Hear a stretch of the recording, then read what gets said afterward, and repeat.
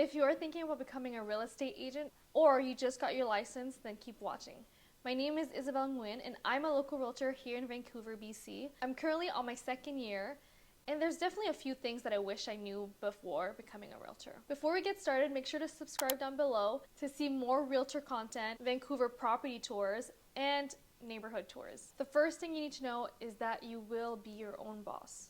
And I'm sure you already know that. Being your own boss can be nice because you get to choose how many hours you want to work and work around your own schedule. So with that comes the responsibility to self-manage your time and keep your productivity level. It's definitely something that I struggle with, especially at the beginning, because when you first get started, you don't know where to start, where to get your leads, and it's like, what do I do first? So I definitely struggle with that a lot at the beginning, and still today there are some days that I just am not as productive. As a realtor, you are your own boss and nobody's going to tell you how to do things, what to do in that day. And the only thing is you'll need to build your own schedule and have a proper CRM where you keep track of your clients. And for example, if you have a client who's asking for more information on a specific property, then you need to, put that in your task list and make sure to get that information to them in a timely manner. So you are flexible with your schedule, but depending on how much money you want to make, then obviously you'd probably be working on the weekends, doing open houses or doing some property tours with your clients. So it just so depends how hard you want to work and how much money you want to make. So the second thing to know is that you're not only going to be selling houses. I would say that selling homes is about 60% of your job, and the rest of it is a lot of nurturing relationships with your clients and potential leads, people that you meet and who are thinking about selling, thinking about buying. Say they're not ready to buy today, you need to make sure to be able to follow up with them, and then when that time comes, then you will be their realtor. The rest of the time, you are a part-time therapist. So let me explain. A lot of times when I meet new clients, they will share their whole entire life story with you, and it gets very deep sometimes. Sometimes, people are almost on the verge of crying, and it's really nice that I get to connect with people in that way and that they trust me to share a lot of private details about their life. You're pretty much helping people through their life decisions. Number 3 is creativity and building your own brand. So I didn't realize how much you get to, play around with your brand and just have your brand reflect your personality and reflect who you are. So I've been having so much fun, creating my YouTube channel, making these videos, and also like on social media, on Instagram, creating posts and content that are real estate related, but also just kind of very personal to me and just for people to see who I am as a person. So I think that has been really, really fun. And that's pretty much my favorite part of being a realtor, I would say. Number 4 is financial freedom. So of course in this industry, you can make a lot of money just like you can make $0. And this just depends on how hard you work, as I mentioned earlier. So the sky's pretty much the limit. The harder you work, the more money you'll make. So with that also obviously comes the responsibility to manage your money, because for example, one month you'll be making, let's say 20K, and then the next month you might be making $0. So you just need to obviously make sure that you can pay your bills. Number 5 is market changes. And this is definitely something that had me a little bit scared and skeptical to start my career in real estate, just because I know I'm on commission, and I was thinking, okay, what happens, if the market is down? How do I make money, right? And every year the market can definitely shift, so it can be very, very different from one year to another. But the most successful realtors out there will be able to shift with the market. So they'll be able to adapt when the market changes. And with that being said, if the market is slow, it's all about a numbers game. So the more people that you talk to, the more chances you'll find somebody who's looking to buy or sell real estate. And that's definitely something that I learned in my first year. So for example, if in a week you talk to 5 people, then chances are you won't find a buyer or seller. But say that you spend the whole week, you spend 5 hours a day prospecting, talking to people, going door knocking, for example, Since you're talking to a larger pool of people, then there are chances that you'll find somebody looking to buy or sell in there. So there is always going to be people who are looking to buy or sell no matter the market, because for example, some people are getting divorced, or some people just need to downsize. They live in a big house and they're all by themselves. They're just thinking, why do I need to maintain this entire house, right? So it doesn't matter in the market. Yeah, the more people you talk to, that's where you'll find your clients. So number 6 is lead generation, and our main job as a realtor is pretty much doing lead generation. So like I mentioned earlier, you're not just selling homes, you're most of the time trying to find new clients. I remember when I first told people that I was getting my real estate license, people would tell me, oh my God, that's great. You're going to make so much money. It's going to be so easy. And I knew from the beginning that it was not going to be easy, because I knew that the hardest part of this job would be to find the clients. Where am I going to find these clients, right? And so there are so many different ways, and not every type of lead generation is for everyone. So you can pretty much door knock, you can do some cold calling, you can do open houses, you can do social media, you can do YouTube.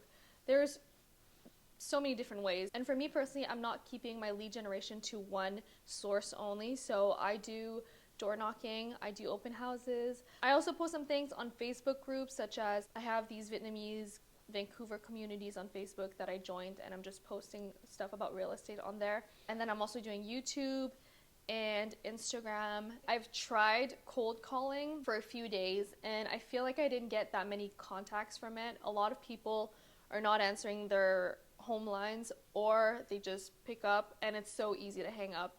Whereas when you're at the door, I don't think they really slam the door at you. Well, it does happen once in a while, but usually I feel like they're more open to talk to you because they see a face, and they just don't really have a choice to kind of engage a little bit with you.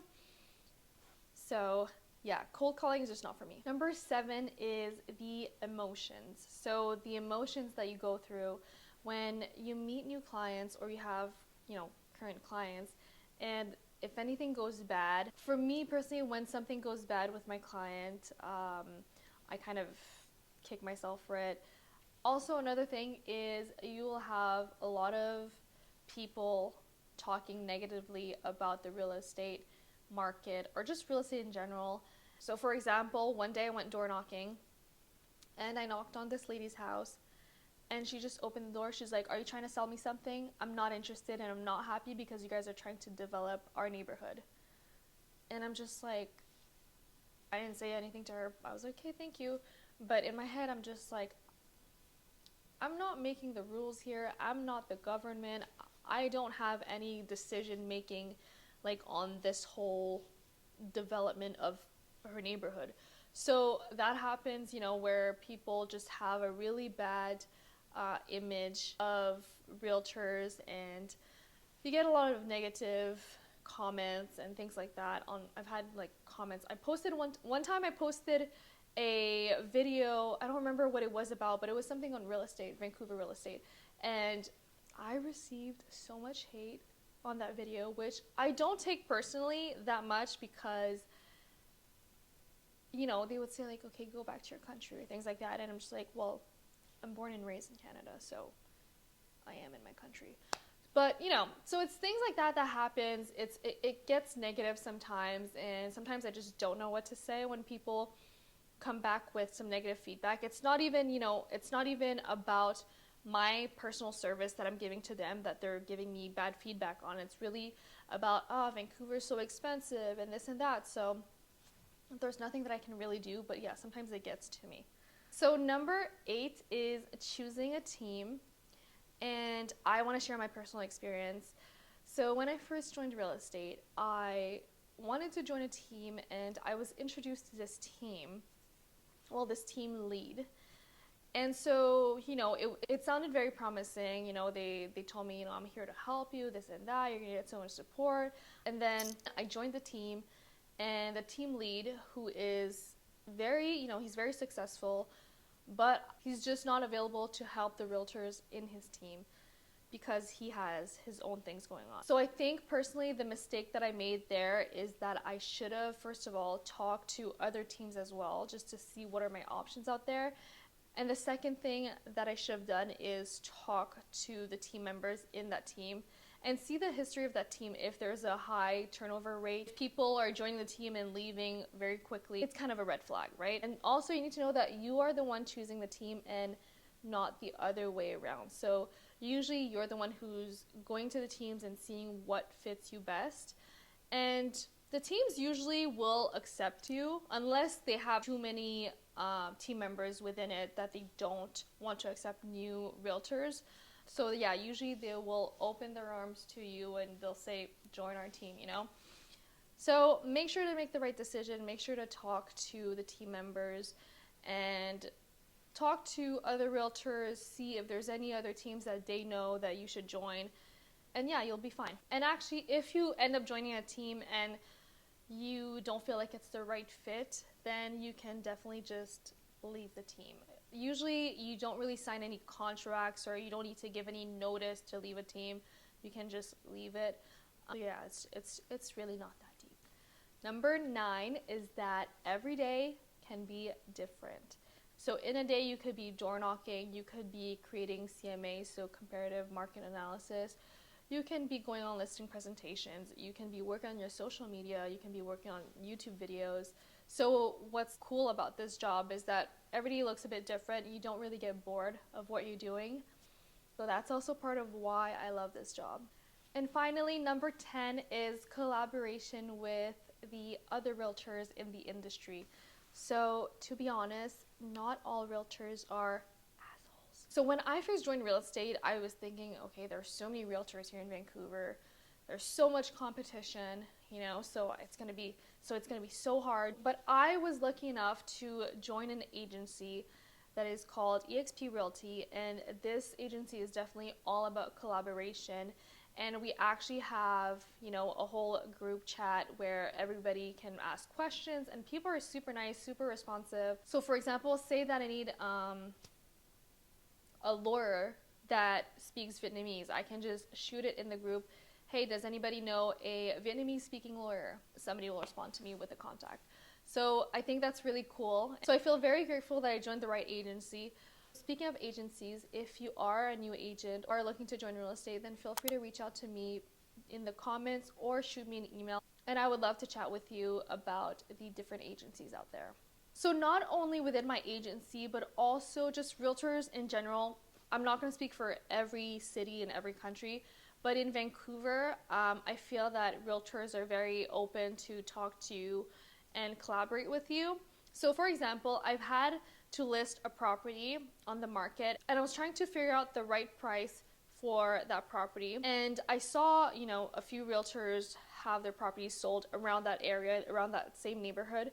So I just call up the realtor and I ask them about, you know, their sale. So I'll ask them, hey, how many people went through your open house? Like, did you have a good response on your property? And things like that. You know, you can easily talk to other realtors about their listings, and usually they're more than happy and very nice about it. They'll share any detail that they can with you. And yeah, it's really that easy. I hope you enjoyed this video, and like I said, if you do have any questions about eXp Realty or if you're looking to join the right agency, then feel free to contact me. Either you can shoot me a comment down below, you can email me. I'm also on Instagram, so you can shoot me a DM there as well. And with that, I will see you in my next video. Bye.